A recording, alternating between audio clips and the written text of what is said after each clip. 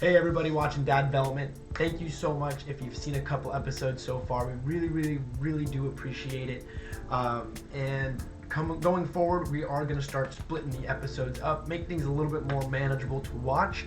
This week's episode, we talk about tattoos, we talk about education, we talk about sort of what we think our child needs to be successful in the future. Dad and I started this podcast because we really just had fun talking to each other about this kind of stuff and sort of wanting to gain insight due to his past experiences and how I can use that going forward in my future experiences. So if you've been watching so far, if you've been liking, feel free to give us any feedback that you think might be pertinent. Share it with somebody that you think might enjoy this. We'd love the engagement and really hope you enjoyed this week's episode. Thanks. For me, okay, so the question becomes, the kids in your image, right? Are the kids in your image? And I think that's the theme. It's like, Sure. And we only know what works for us. We only know what the world is like based on our, meaning as parents, as experience. So, we do the best we can based on what we've talked about before, how we were built before. So what our parents have done, Right. coupled with our experience in life and how we've made adjustments, major or course corrections, or everything in between, and that's what we know. So when it comes to having our kids, we try to do the same thing. I think there's a sense of it's on our image, and we have a responsibility, and we try to measure what's going to screw them up and what's not, and we don't know. I mean, I'll tell you, is you probably when you have raised kids for 10 years, particularly multiples by 10 years, you kind of get a better handle. So the first 10 years might be harder to deal with than the last 10 years of an adult, the last 10 years up to adulthood for our last child.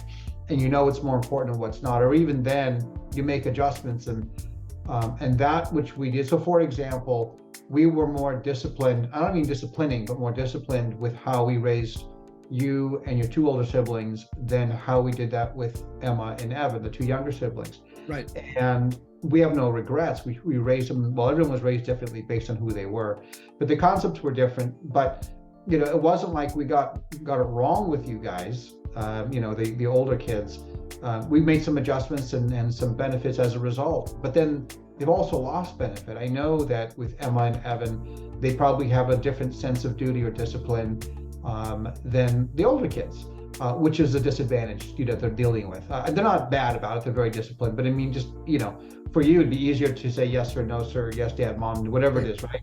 For them to make adjustments to their bosses, they for example, I don't know for sure, but make adjustments for their bosses, they're maybe less willing to do that because we taught them to be, I won't say less disciplined, but they had more flexibility in how they approach authority. That's a euphemism. They had flexibility in how they deal with authority than you guys did. Very legal answer. What's that? It's a very legal way of putting it. Yeah, well, you know me. Yeah. So, to protect it, put it in my best interest. If it doesn't sound good in my best interest, I'll switch to you. Exactly. So, but that's, I guess in that sense, they created they have a different sense of maybe discipline or whatever it is, right? So we're dealing with authority. So, so it isn't like, oh, we did better with them because we learned after those years. It was different, and there were positive and negatives to both. So that's part of it, I think. So when it comes to really kind of pushing your expectations and image, the tattoo is a pretty simple idea for me. It's not that I'm opposed to it. It's just they're so permanent. Now, me, I'm a what if guy. I'm always, trying to, what if I change my mind 5 years from now, 10 years from now, on anything I do, right? Sure. And I mean, when I buy a car, or I could buy a Bluetooth speaker, I obsess about it because I know this is the last one I'm going to buy for a long time, because I don't know what's going to happen in the future. I don't want to change things up. So tattoo is an example, is something that I think is so permanent. And what if you change your mind? What if you decide, I don't know. I couldn't imagine if I had a tattoo that I did at 16, by the time I'm 32, it's like, well, that's kind of ugly and it's stuck there. I don't know what to do with it. Or, I mean, yes and no, but I have a tattoo from when I was 17, as it is. And it's a tattoo that I definitely would not get today, right? It's not something that I'd look at and be like, oh, that's a good idea. Let me do that. For those that might be wondering, watching what that tattoo is, it's just a small religious verse. And for all intents and purposes, I'm not religious anymore. I was a lot more when I was younger and kind of fell out. It's not something I necessarily look towards anymore more in my life. And because of that, I would never get that tattoo, obviously, tomorrow. However, it does serve as a good reminder that, this is, who I was, where I came from, what I, thought of was important in my life at some point. That being said, if it does get covered by another one in the future, I'm not going to be upset. So it's not necessarily I'm sitting here regretting the fact that, oh man, I can't believe I got this tattoo, and I'm disparaging the fact that it's there. It's just, okay, it was a part of my life. That's, here are the stipulations that surrounded me getting that tattoo. And to be honest, kind of tangenting off, I got it with the intention of, I want something that I'm not going to regret in 10, 15 years, right? So at 17, I was like, there's no way I'm going to regret this later, right? And here we are 10, 15 years later, and I'm like, well, maybe I wouldn't do it again. I don't necessarily regret it, but I wouldn't do it again. Right. And the tattoos that I like the most on me and have stuck around the best personally are the ones that I've put the least thought into. Are the ones where I just message my tattoo artist. It's like, hey, you throw this on my body? And he's like, see you tomorrow, right? Those are the lion on my shoulder and the rib cage I have on my forearm. Love both of those tattoos, and they're probably my favorites. Going strong. So, and with Evan, it's kind of the same way. It's not getting a tattoo isn't a way of saying, it's not saying I need something meaningful on my body. It's saying I want to express myself. I want to have a way that outwardly shows who I am as a person, and just kind of encapsulates, what that is. And sometimes it's impulsivity. In some cases, right? I have impulsive tattoos. I'm sure Evan does as well. But I don't regret them, and neither does he, for the time being. And there's also a lot of history with some of the art designs that I know that a lot of people might not appreciate. So the dragon tattoo that he has, the panther tattoo that he has, those are very. He has a panther tattoo? Yeah, he does. That's one of his older ones. Oh. And that is those tattoos specifically are like an American classical design, right? So there's a lot of history, a lot of depth in the old traditional style tattooing that I appreciate a lot, and that other people who might be getting tattoos would appreciate a lot, but aren't probably seen as classically beautiful. And that is, I think, where a lot of things come to butt heads. Well, I mean, okay, so for me, the issue is there's two issues with tattoos or anything else that can be provocative. Sure. Right? Now, remember, we're talking about my generation and younger than my generation. Right. So it's certainly older, but even younger. And that is that.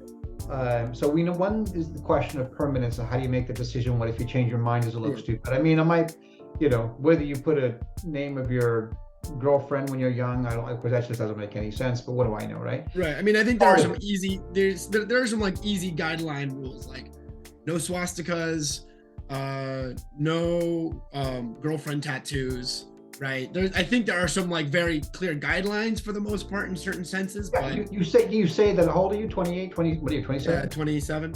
27. You said at 27, at 17, I'm not so sure you would have been that Sure. smart about it. You could admit that. And those are the kind of fears as a parent that you have about, are you going to choose wisely because it's going to last forever? Sure. So is it possible that we would have seen a girlfriend's name in any of you? Sure. Am I going to name the kid who's most likely to have that happen? No, because Ryan, I don't want to embarrass you. But the point is that, we don't know. So that's part of it, right? It's look, I don't always care in that context. I mean, there is a connotation about, kids with tattoos and what kind of person you are, at least in the past, and I'm not worried about that, right? That's not really it. But I will tell you that there is a society out there that will care. So, for example, I think we talked about a neck tattoo at one point, right? Yeah. And that's something that's getting exposed all the time. And people might look at that differently. And for your case, maybe when you deal with an employer, they might not like that and they might not hire you because of that. Does that bother you?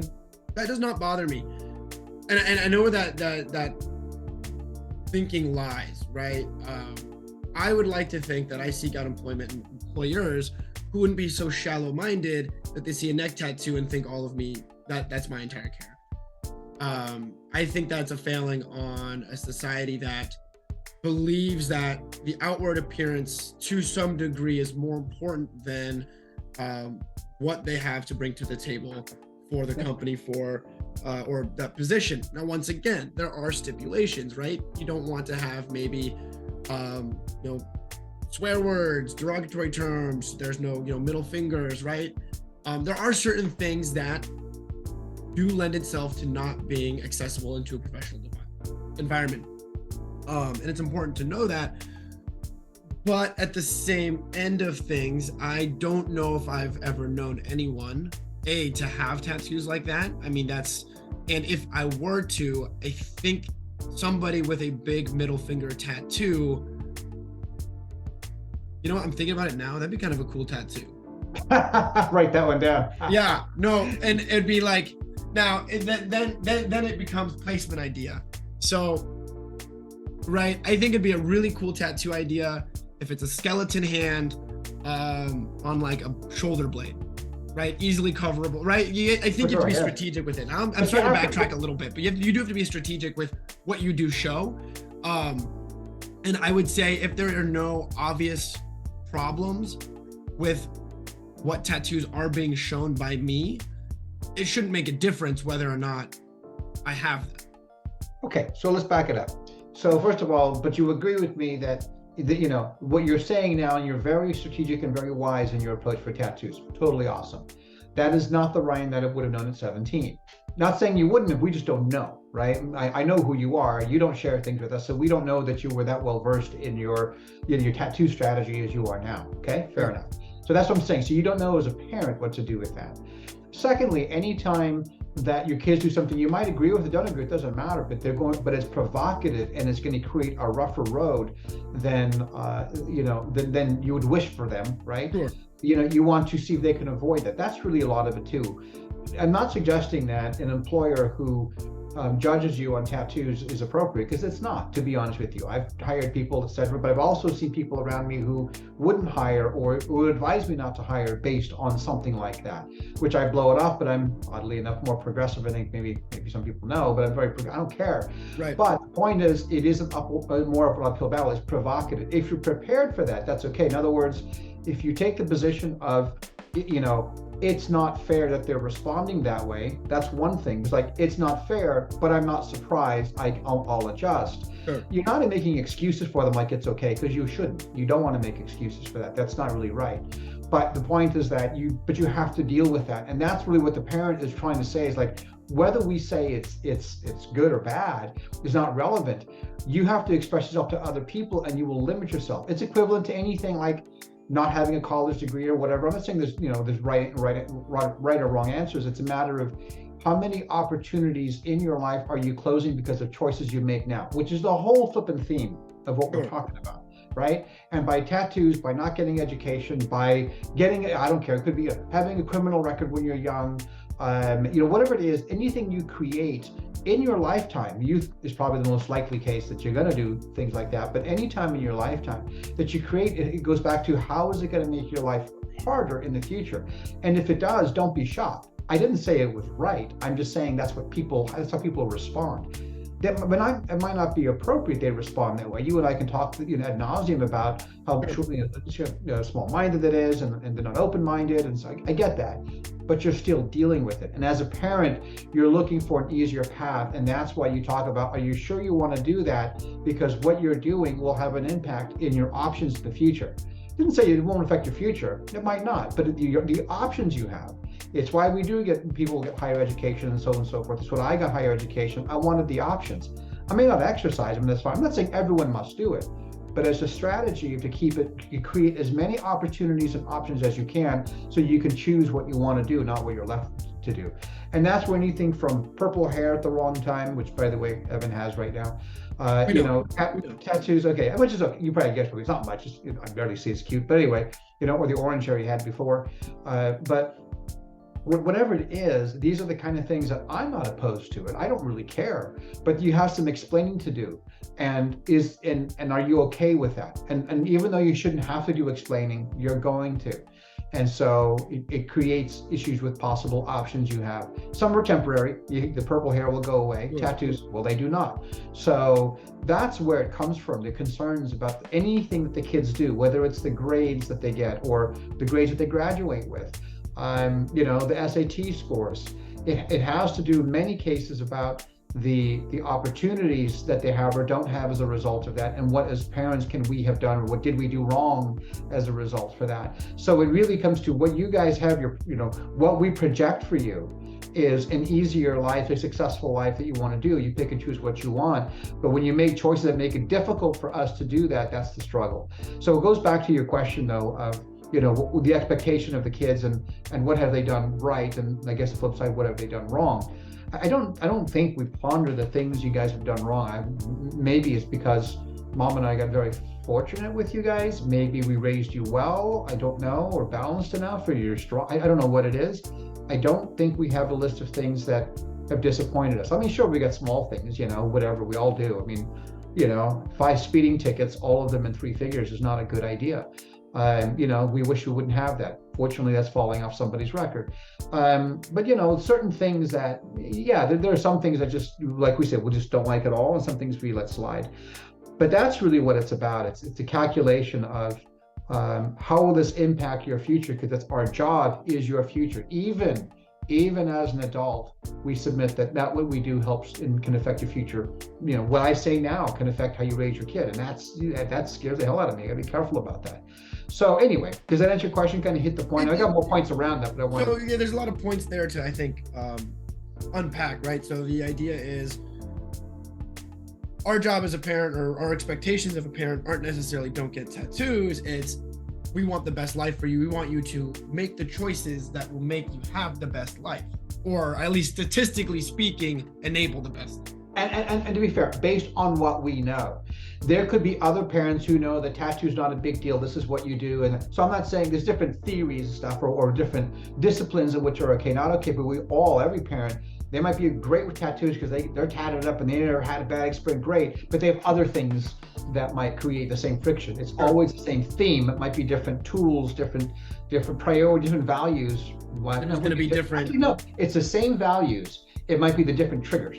Sure. Different triggers. I want my kid to have this, or to make this choice in order, because I've had either trouble or success with that in my life. Correct. Capacity. And I get that. I do get that. I think, in terms of the tattoos, that's going away. I think in, modern society, just people are getting tattoos nowadays.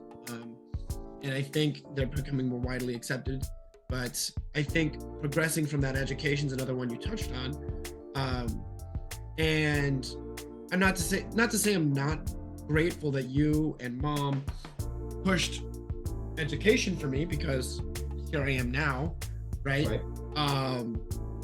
However, I don't also believe that education is for everybody. I think that, and I would like to think, my son educates himself, goes to college and has those things, but realistically, I've met plenty of people who've been more successfst in vocational trade jobs, right? They are better off with their hands. The atmosphere of a school setting doesn't just work for them, and it's money wasted, time wasted that they could otherwise use in practical experience. So I would like to impart on my son to make the choice of go to school. I think the value of a bachelor's degree is going down. I think everybody's getting a bachelor's degree, and at some point it might just be more beneficial to get the job experience than the bachelor's degree. Now, depending on the field, is always going to be sort of playing a role. But if you don't, I think, have intentions of going to some sort of graduate school, I don't even know if, that's something I'd want to push onto myself. I'm that's kind of where I'm on the fence. Maybe I'll have a better idea, 18 years from now, but. Oh God, no, it's gonna hit when they give you the first bad grade in 3rd grade, and you have to figure out what that means now. So my philosophy, and it's been more crystallized. I won't say I knew this or could say this 25 years ago, but it's more crystallized now. That the college education is twofold. First, it's similar to the tattoos. People think it matters, or in tattoos they think it matters in a negative way, and people will think it matters in a good way for college. Oh, you have a college education, that's good. Again, it's an option. It creates the options, right? So it opens up opportunities just because you have the degree. Sure. There are jobs still out there that Mom and I laugh about. We look at these jobs, and because we know that our own industry, let alone others. And it's like, wait, you need a college degree for this? It's like, we've been working for 30 something years each. We know that, getting a college degree will not make you better at this. We know people without college degrees who are better. Okay, so in a way, the value of it in the context of vocation, okay, make a distinction here. In the context of vocation, that it's career setting in and of itself, I'm not a believer of. I mean, it's great, like you said, if you want to be a doctor, lawyer, certain things that you kind of have to do, as you said, or even your case, right? A cardiac rehab, that is by no means a small opportunity, small requirements, small objective. That's very specific, and it requires certain education. It worked for you. You're the only kid with an advanced degree, right? Of all our kids, perfectly fine. I got one who hasn't gone to college. I got 4 who finished. The reason why I think it's important to go to school, and particularly at age 18, is because you're still in a critical thinking phase, and college is a great venue to learn critical thinking. It's one of the things they do. In fact, university by definition is supposed to be that. If you think about it, hundreds if not thousands of years ago, it was about critical thinking and some common knowledge that you can think the way you think is appropriate, is strong, is based on a foundation of sound logic and reason, and not TV ads about who to vote for. So you're able to be independent, and that's what it's about. At a critical age, meaning 18. So to me, it's like, if you have no other options, go. You haven't chosen anything to otherwise fulfill that. Go do it. Look, the fact that there's nothing stopping you after college that you couldn't have gone to vocation. You could have gone to, be air conditioner. You could have done mechanic school, whatever it is. Right. And I always said, I don't care what you do for a living. It's not saying that you have a college degree and as a result, you must be a white collar and I don't expect you to fix. There's a lot of respect to that. Make no mistake, even more so, and even more money. You're right. So I always want to make clear, and I think this is sometimes lost in my message to my kids, is I didn't ask you to become lawyers or this or that or a certain image or whatever. I wanted you to be happy at what you do. But I did want you to go to college because it's better to have the college degree than not have it, generally speaking. Sure. And it really was a platform, a foundation for critical thinking. That's what it's about. Now, are you able to get critical thinking without it? Yes. A good example is I can tell you right now, a good example, I know because I have discussions with him all the time, and he's pretty good at his critical thinking, and that's your younger brother, Evan, who hasn't really started college, but he's got a good head on his shoulder. Maybe would have as well. I don't know. I'm not saying. So it'd be great that if he gets a college degree still, just get it over with. At some point, I think it's what he wants to do. It's up to him. But the point is, that's why we did it. It wasn't our image or a family image that we had to be educated. It was better it is better to have it than not have it. It's just like money. Nobody says money has to be a thing, but it's always better to have more of it than less of it. Better to have it now than later, that kind of thing, right? I agree with that. I do. And actually, I do agree that if college is the path, I think the younger you take that path, the easier it is, the better it is. Absolutely. For a few reasons. One, you're going to be surrounded by people your own age. When you are surrounded by people 10 years younger than you, you don't, I think, have the same. It's a different experience, and it's a not quite as, I think, positive of an environment. And Ashley is kind of struggling with some unique adult challenges, or I should say unique challenges that she has as an adult student, because when you get to a certain point, right, school is no longer the only priority. And once you have real priorities like paying rent, paying medical bills, having a family, when you have these other real priorities come in, all of a sudden that paper that's due on Friday isn't important. Right? And it's being young, having the ability to not have to worry about all of the other adult priorities allows you to focus on the education better than you would be able to otherwise, I think. So let me lean on that real quick, and that's a good example of what Mom and I did. We did what we could to help support your college, all of your college financially, right? Right. Or make sure that you had maybe some loans or whatever. Yep. If you notice, it's not exactly it's not a coincidence. For example, we always made sure that you had cars and cars that ran, right? We didn't want you to have to get a job to buy a car or not have a car that run, because it's going to distract from your ability to get that paper that was due on Friday. Right. That was, so for us, we invested in that because we didn't want you to have that distraction. Now, we had the ability to do that. Others, families don't. To be clear, I didn't say it was easy for us. Mom and I made sacrifices for that. I'm not trying to score on that, but at the same time, I don't want to think like, oh, we had a ton of money, it was easy. Like, no, it was not easy by any means. Right. But we're glad to do it because we wanted you not to be distracted.